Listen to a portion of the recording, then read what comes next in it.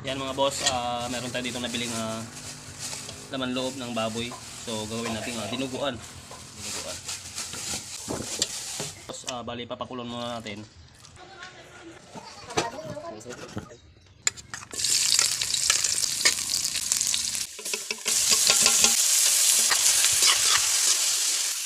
Ito.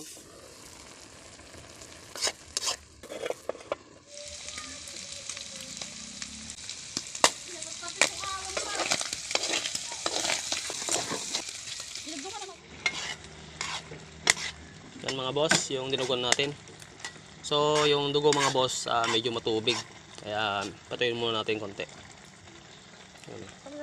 Yan mga boss, luto na yung ating dinuguan. So napatuyo din natin.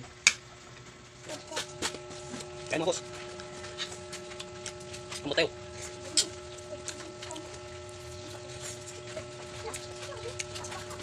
So dito yung